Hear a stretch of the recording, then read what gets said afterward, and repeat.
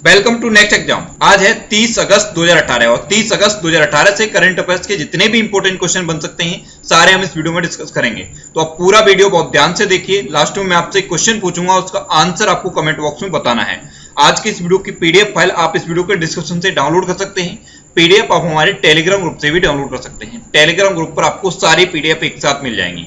और मैं अनअकैडमी पे भी पढ़ाता हूं, तो आप अनअकैडमी का लर्निंग ऐप डाउनलोड करके उस पे इंद्रेश आरसी सर्च करके आप मेरे साथ अनअकैडमी पे जुड़ सकते हैं। मैंने अपनी अनअकैडमी प्रोफाइल का लिंक इस वीडियो के डिस्क्रिप्शन में भी दे दिया है, तो आप उस लिंक पर क्लिक करके भी मेरे साथ अनअकैडमी पे जुड़ सकते हैं और जो भी वीडियो मैंने वहां पर अपलोड किए हैं उन्हें आप बिल्कुल फ्री देख सकते हैं। तो चलिए स्टार्ट करते हैं।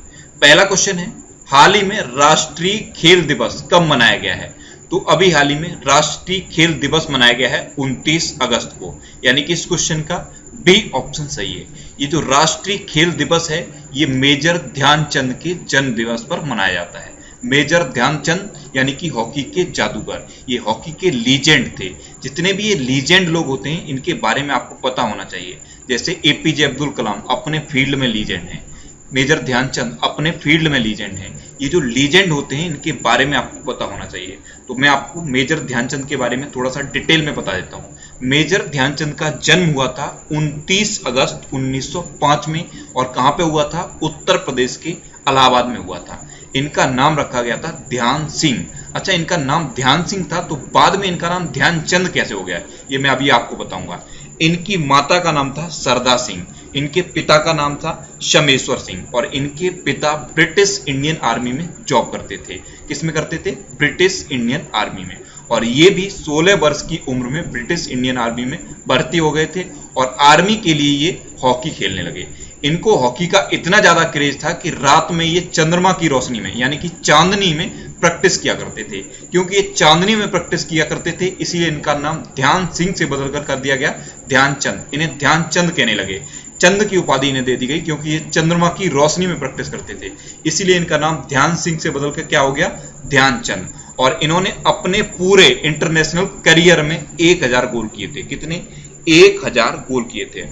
और 74 वर्ष की उम्र में लिवर के कैंसर की वजह से इनका 1979 में निधन हो गया। इनको पद्म भूषण, खेल में lifetime achievement award, Rajiv Gandhi Khel Ratna award और अर्जुन पुरस्कार ये अवार्ड मिले थे। तो इतना आपको मेजर ध्यानचंद के बारे में पता होना चाहिए। अब मैंने इस क्वेश्चन के ऑप्शन कुछ ऐसे लिखे हैं कि इन ऑप्शन से भी आपको कुछ जानकारी मिल जाए। फर्स्ट ऑप्शन मैंने लिखा है 10 अगस्त, तो मैंने आपको बताया था 10 अगस्त को क्या मनाया जाता है? Biofuel day. एक ऑप्शन मैंने ये लिखा है 12 अगस्त, तो 12 अगस्त को क्या मनाया जाता है? International youth day. दो यूथ डे होते हैं, एक होता है नेशनल यूथ डे और एक होता है international youth day. National youth day Swami Vivekananda ji के बर्थडे पर मनाया जाता है, यानी कि 12 जनवरी को मनाया जाता है। और इंटरनेशनल यूथ डे 12 अगस्त को मनाया जाता है। एक ऑप्शन मैंने ये लिखा है 19 अगस्त, तो मैंने आपको बताया था 19 अगस्त को भी दो इंपोर्टेंट डे मनाए जाते हैं, एक वर्ल्ड फोटोग्राफी डे और एक वर्ल्ड ह्यूमैनिटेरियन डे। तो पुरानी चीजों को आपको रिवाइज जरूर करना है, अगर आप रिवाइज नहीं करोगे तो आप भूलने लगोगे। तो इस क्वेश्चन से आपको इतनी जानकारी मिल जाती है।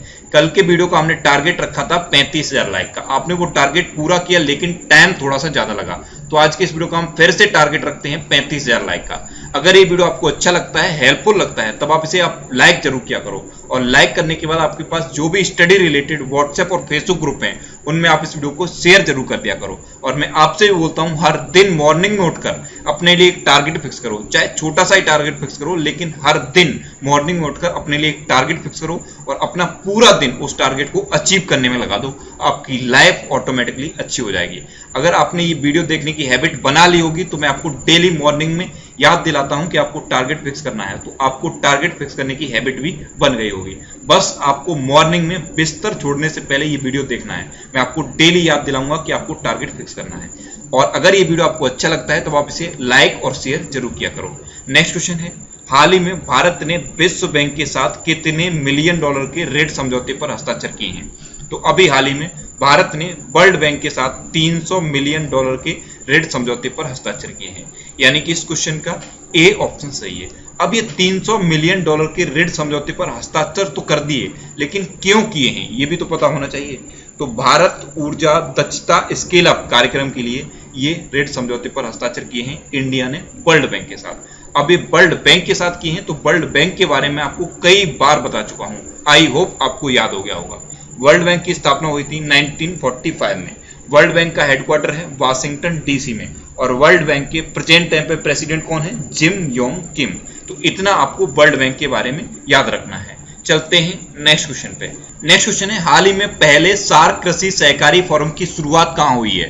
तो अभी हाल ही में पहले सार्क कृषि सहकारी फोरम की शुरुआत हुई है काठमांडू में, यानी कि इस क्वेश्चन का बी ऑप्शन सही है। नेपाल की कैपिटल काठमांडू में पहले सार्क कृषि सहकारी फोरम की शुरुआत हुई है। अब ये जो टर्म लिखा है सार्क, ये आपके लिए इंपॉर्टेंट है, इसकी फुल फॉर्म कई बार पूछ ली जाती है। तो सार्क की फुल फॉर्म होती है South Asian association of regional cooperation. SAARC की स्थापना हुई थी 1985 में। अब यहाँ पे आपको ध्यान रखना है, इसकी स्थापना हुई थी बांग्लादेश की कैपिटल ढाका में, लेकिन इसका हेडक्वार्टर है नेपाल की कैपिटल काठमांडू में। ये अंतर आपको याद करना है। इसकी स्थापना कहाँ पे हुई थी? बांग्लादेश की कैपिटल ढाका में, लेकिन इसका हेडक्वार्टर कहाँ पे है? नेपाल की कैपिटल काठमांडू में। और सार्क के प्रेजेंट टाइम पे सेक्रेटरी जनरल कौन है? अमजद बी हुसैन। अब सार्क में 8 कंट्री हैं, तो इन 8 कंट्री के नाम भी आपको याद होने चाहिए। इन 8 कंट्री के नाम मैं आपको बताता हूं, आप इन्हें नोट कर लीजिए। ये 8 कंट्री हैं, भारत, पाकिस्तान, अफगानिस्तान, बांग्लादेश, भूटान, नेपाल, श्रीलंका और मालदीव। एक बार फिर मैं रिपीट कर रहा हूं, आप नोट करना चाहो तो नोट कर सकते हो। इंडिया, पाकिस्तान, अफगानिस्तान, बांग्लादेश, भूटान, नेपाल, श्रीलंका और मालदीव, ये 8 कंट्री हैं सार्क में। तो इतना तो आपको सार्क के बारे में पता होना चाहिए। अब ये पहले सार्क कृषि सहकारी फोरम की शुरुआत हुई है काठमांडू में, तो इसकी थीम भी आपके लिए इंपॉर्टेंट है। तो इसकी थीम है organising and strengthening family farmers. एक बार फिर मैं रिपीट कर रहा हूं, आप नोट करना चाहो तो नोट कर सकते हो।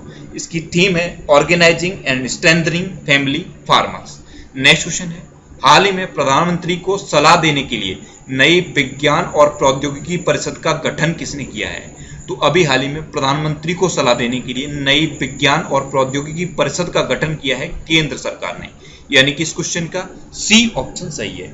ये एक 21 सदस्यीय परिषद बनाई गई है। कितना सदस्य हैं इसमें? 21 सदस्य हैं। और इसके हेड का नाम आपको याद रखना है, इसके हेड का नाम है विजय राघवन। ये जो 21 सदस्यीय टीम है, ये प्रधानमंत्री मोदी को विज्ञान और प्रौद्योगिकी से संबंधित सलाह देगी। इसके हेड कौन है? इसके हेड हैं विजय राघवन। चलते हैं नेक्स्ट क्वेश्चन पे।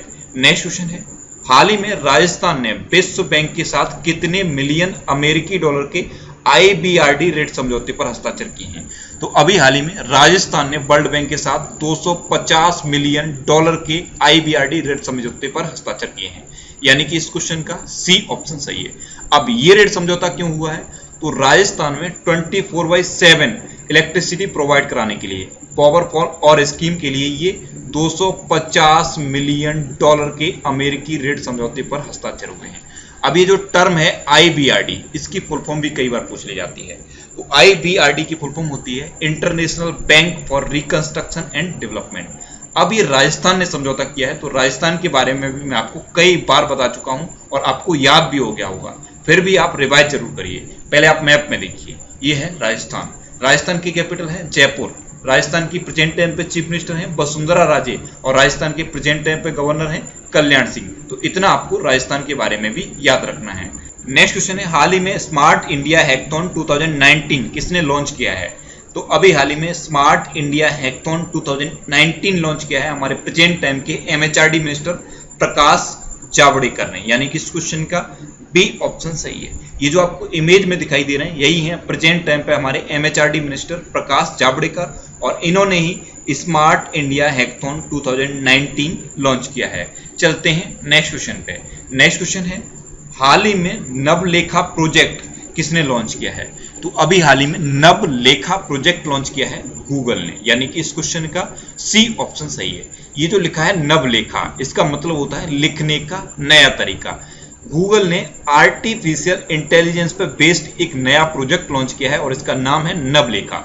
अब इसमें क्या होगा, इंडिया की जितनी भी लैंग्वेज हैं, जैसे हिंदी है, बंगाली है, पंजाबी है, कन्नड़ है, तमिल है, तेलुगु है, ये जितनी भी इंडिया की लैंग्वेज हैं, इनकी जो भी मैगजीन आती हैं, इनके जो भी न्यूज़पेपर आते हैं, उनकी जो PDF फाइल होती है उसको तुरंत टेक्स्ट फॉर्मेट में कन्वर्ट कर दिया जाएगा इस प्रोजेक्ट के द्वारा। इसमें आर्टिफिशियल इंटेलिजेंस का यूज किया गया है। जितनी भी पीडीएफ होंगी इंडियन लैंग्वेज की उनको तुरंत टेक्स्ट फॉर्मेट में कन्वर्ट कर दिया जाएगा इस प्रोजेक्ट के द्वारा। तो इसे किसने लॉन्च किया है? इसे गूगल ने लॉन्च किया है। और गूगल के बारे में मैंने आपको कल एक और क्वेश्चन बताया था। गूगल का जो पेमेंट ऐप है गूगल तेज, उसका नाम बदल के गूगल ने क्या कर दिया है? गूगल पे। तो उसका नाम भी आपको याद रखना है। नेक्स्ट क्वेश्चन है, हाल ही में रुचि घनश्याम किस देश में भारत की नई उच्चायुक्त बनी है? तो अभी हाल ही में रुचि घनश्याम ब्रिटेन में भारत की नई उच्चायुक्त बनी है।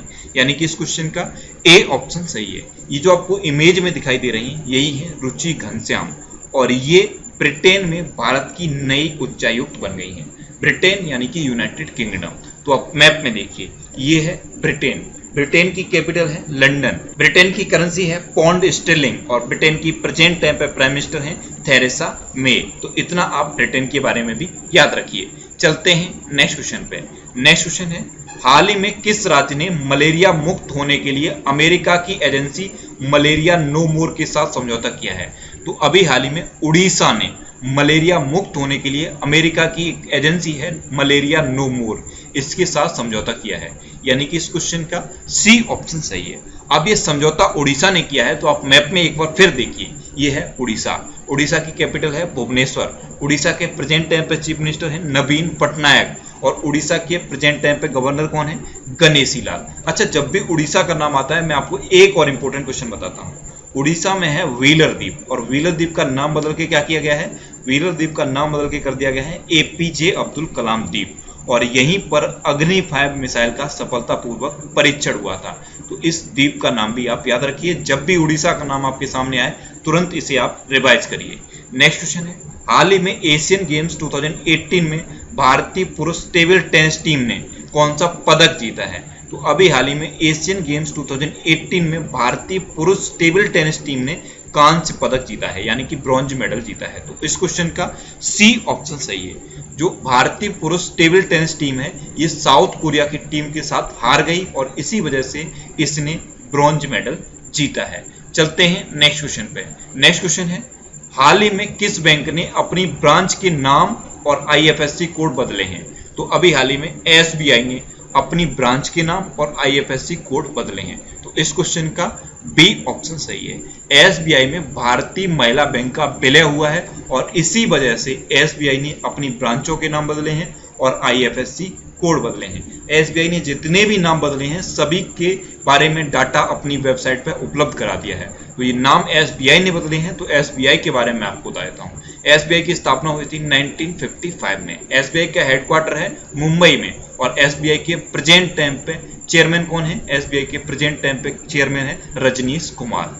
नेक्स्ट क्वेश्चन है, हाल ही में एशियन गेम्स 2018 में पुरुषों की 800 मीटर स्पर्धा में मनजीत सिंह ने कौन सा पदक जीता है? तो अभी हाल ही में एशियन गेम्स 2018 में पुरुषों की 800 मीटर स्पर्धा में मनजीत सिंह ने जीता है स्वर्ण पदक यानी कि गोल्ड मेडल। तो इस क्वेश्चन का बी ऑप्शन सही है। ये जो आपको इमेज में दिखाई दे रहे हैं यही है मनजीत सिंह और इन्होंने एशियन गेम्स 2018 में 800 मीटर स्पर्धा में गोल्ड मेडल जीता है और ये एशियन गेम्स में इंडिया का 9वां गोल्ड मेडल है। कौन सा है? 9वां। अच्छा, 8वां किसने जीता था?